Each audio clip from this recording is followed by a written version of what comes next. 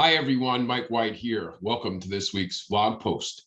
I wanted to spend a little time today talking about what I like to call the speed of success. During the trainings that I do and the companies that I get to visit, the people that I get to talk to, many times people who are thinking about coming into the coaching program, or people who are entering the business, or people who have even been in the business a long time, looking to change the way they do things, or looking at their own business and trying to make a determination if they're doing the right things, or if they're spending the right amount of time or effort on certain things. So I get two questions a lot of the time, and I wanted to share that with you today because I think for some of you out there, it may be important for you to kind of wrap your mind around these two questions and see where you are, and start thinking to yourself as we get ready to start business planning in October. Am I where I need to be, want to be? Am I spending the time? Am I committed to the process? And the key word here is success. What does it mean? And so when loan officers ask me, how long does it take to be successful in this business?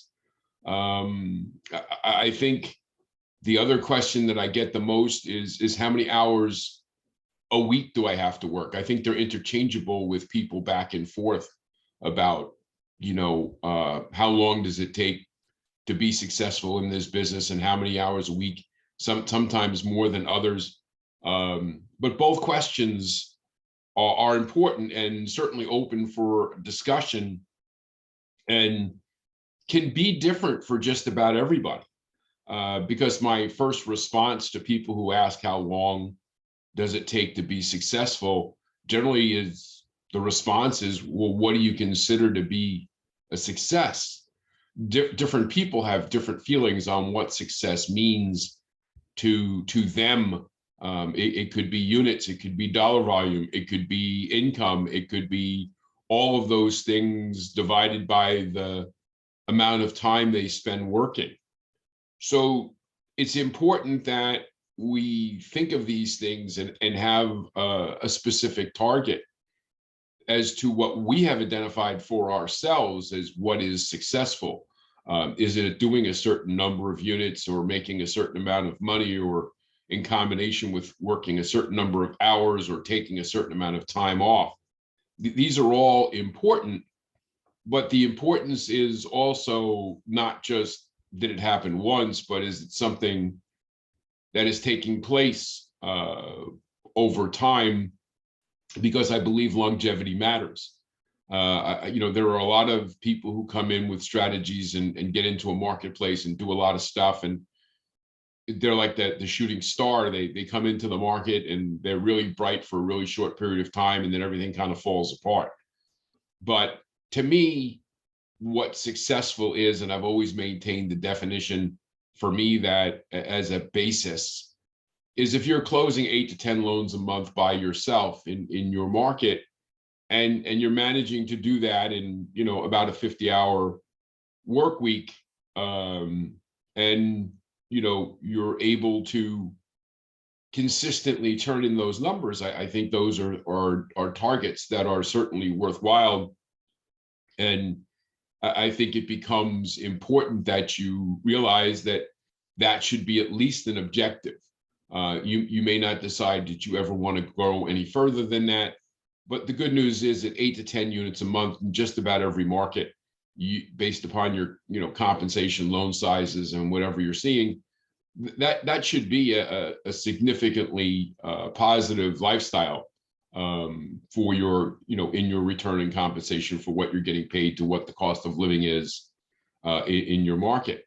And as far as how long it takes to get there, to me, I've always said, if it depends on the person, their commitment to the process, what they're willing to do. And sometimes it comes down to, just dumb luck. Sometimes, you have to ask the question once to get the answer you want. And sometimes you have to ask it a couple of dozen times. Some people get right out of walk out in their first day and run into their first opportunity. And other people, it takes a while for them. I know it did for me. I was in the business just right about a month before I got my first opportunity. And I was very close to leaving the business because I was getting frustrated because, let's be honest, if you're out there prospecting for a month and you don't even get one referral or one opportunity to even talk to somebody, it can be very frustrating. But to me, I think if you work the plan and you execute and you follow the steps that we put forward, it takes about 6 to 12 months for just about anybody, regardless of their market or their marketplace, to get to that level if they're willing to roll up their sleeves and do the work. And I think it becomes also important to understand the time. The commitment of time and the work week is different. Obviously, when you're starting, there's a lot to learn. There's a lot to master.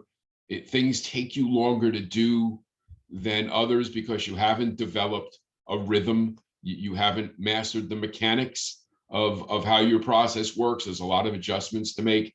As business starts to come in, you operate and function differently at 3 or 4 or 5 loans a month than you do 0 to 3 loans a month. You operate differently at 5 to 8 loans a month than you do at 3 loans a month.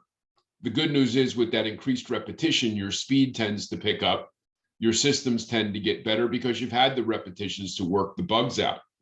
But I think it really should be, built around the idea that, a successful loan originator in our business should be able to do their job effectively and well, and manage it and cover all the bases and be as connected to their people as they need to be in about a 50-hour work week. And that includes certainly taking your vacations. And I always break it down to 1 long vacation of at least 2 weeks, 3 short vacations of at least 1 week, and a series of long weekends, maybe 3 or 4 days off a year, simply because this is a very stressful business. There's a lot of ebbs and flows. And without taking time to go on those vacations and relax and recover, there can be a very high degree of burnout. Now, the nice part about our business is we get to set our hours, we get to do what we want, we get to commit to the processes we choose, and it allows us also the income to be able to afford to do those things. And that is sort of one of the benefits of our business is we control a lot of what we do. Now, there are going to be times in our industry that you're going to work longer hours based upon seasonal activity or market conditions or things like that. Obviously, when opportunity knocks, you want to take advantage of it. We all know the last few years, refinances have been plentiful. A lot of people are spending a couple extra hours a week reaching out to refinance candidates, talking to their databases about either refinancing them or using the forever home strategy to take the opportunity to sell their house and go buy the one they really want. But you know what? I've seen loan officers get out there and, do a great job. But I've also seen loan officers work 70, 80 hours a week or more and only manage to close 3 loans a month. But I also have loan officers that work, 30, 35 hours a week and close 15 loans a month. I think that's your choice. To some people, success means different things. I've got some people who want to make more than $1 million a year, and they do. I've got people who want to make a couple $100,000 a month, and they do. And I've got others who want to work 30, 35-hour work weeks and close 8 loans a month because at their loan size, in their market, with their cost of living and their commission rates, that's a great above average income for them and their family. And they spend most of their time together and doing things that they want. The reality of it is it's the basis for what you believe is success. If you have questions about what it takes to be successful or what the path could be for you to be successful, remember, it's mike@imtcoaching.com. We're here to help. Look forward to speaking to you again soon. We'll talk to you again next week. Take care.